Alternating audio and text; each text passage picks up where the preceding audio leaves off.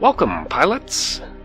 This video is part of a series showcasing the use of regular frigates for combat site exploration in EVE Online.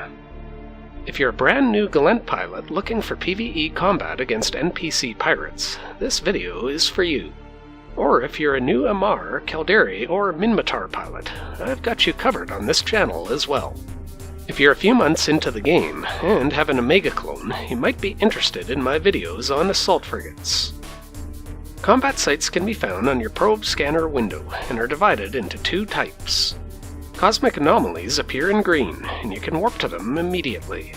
Cosmic signatures must be scanned down with probes before you can warp to them, and the site will be accessible through an acceleration gate. Brand new pilots start the game with a corvette, the smallest ship available. Within your first hour of play, you'll be looking to get yourself into a frigate. If you haven't yet, I definitely recommend running the career agent missions from both the Enforcer and Explorer divisions. My goal with this series is to show that even a new pilot flying a frigate can find success running combat sites. I'll discuss important skills to train, the weapon systems and ship attributes for Gallente Frigates, and some of the sites you'll be capable of running as a new pilot. If you stay in Gallente space, you'll find combat sites against the Serpentis. I'm now in the Gallente trading hub, Dodixie, with my new character, ready to fit my first ship for combat site exploration. I ran the first few career agent missions in the Enforcer division, giving me a free Atron frigate and just enough ISK to buy the modules to fit it. I put together a little skill plan for brand new pilots who want to get straight into running combat sites. I've included it on the ship fitting guide on my website over at RileyEntertainment.com. Solely for the purpose of demonstration for this video, I've held off on training any new skills with two exceptions. The first was to get repair systems to level 2, which was gifted as part of the tutorial. The second was getting energy grid upgrades to level 2 as well, which is needed to fit certain engineering modules that will help prevent your ship's capacitor from draining too quickly. My Day 1 Explorer fit is an Atron fit with 125mm railguns, an afterburner, and an active armor tank. I chose the Meta Level 3 variation for the railguns due to their low cost on the market. All other active modules are the Enduring variation to help mitigate their impact on the ship's capacitor. This includes the Afterburner, Sensor Booster, which will help us lock targets faster, and Armor Repairer.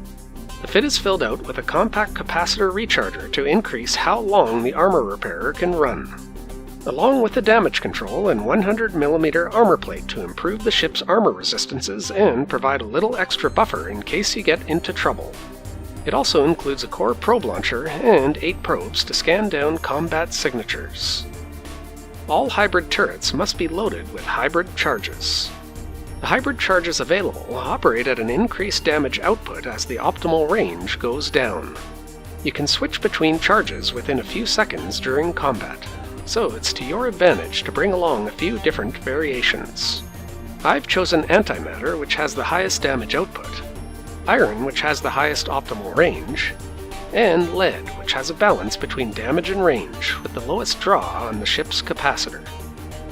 This fit costs under 1,000,000 ISK, so it should be within the price range for a brand new pilot.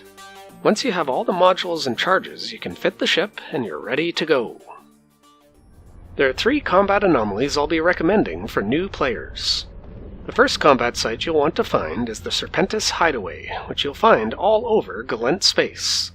Unless you walk away from your computer for a while, even a brand new player will be in no danger of losing their ship here. You'll encounter a few waves of corvettes and frigates.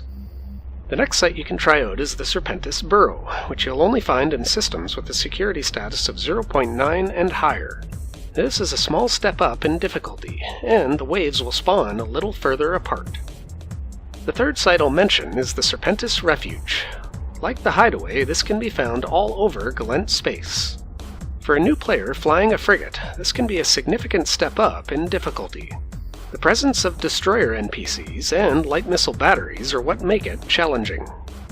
If you choose to run refuge sites, I recommend avoiding the variation with the large cargo rig at its center.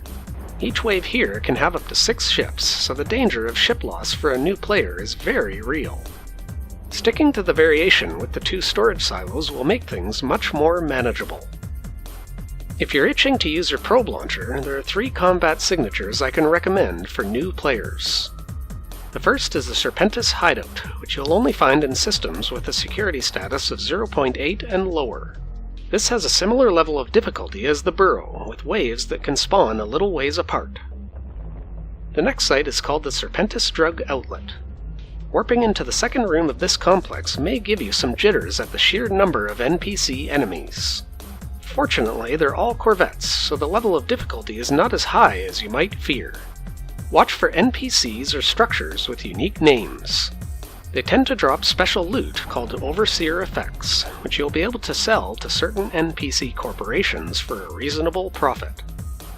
The final site I'll mention is the Serpentis Live Cargo Distribution Facilities.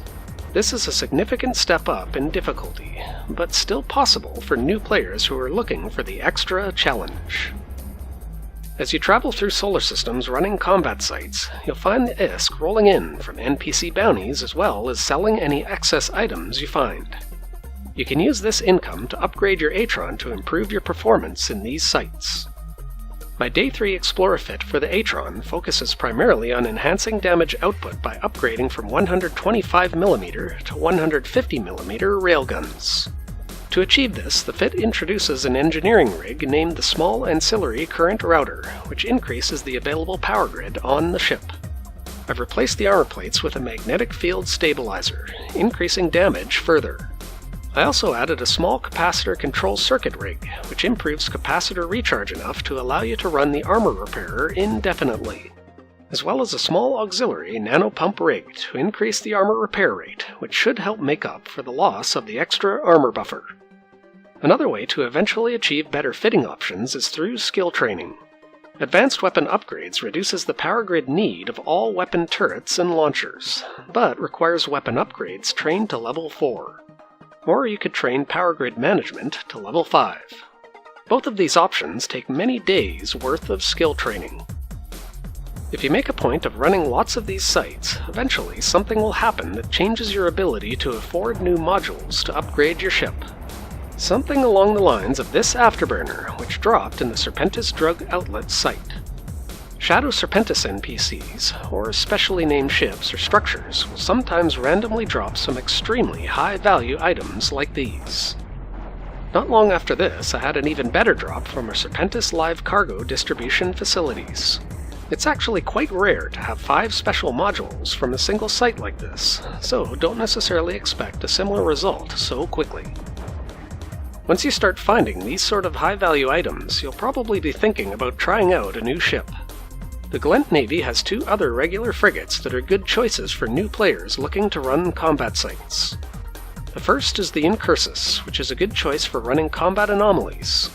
It has no utility high power slot, so you'll have to drop the probe launcher, at least during combat. It does, however, offer 4 low power slots and a bonus to armor repairers. This example fit requires 2 small processor overclocking unit rigs to allow for the 2 magnetic field stabilizers. The second is the Tristan, which happens to be my favorite regular frigate in the game. The problem with the Tristan is that it requires a lot of training under the drones category before it becomes a viable alternative for running combat sites. It's a great frigate to keep in mind for the future, but not so great for brand new players. If you don't mind the extra cost, and like flying frigates, there's also a special faction frigate called the Federation Navy Comet. You can visit the EVE Online section of my website over at RileyEntertainment.com to find all of these example new player fits for Gallente Frigates. Now that I hopefully have you making plenty of ISK, you'll probably be thinking about trying out whole new classes of ships.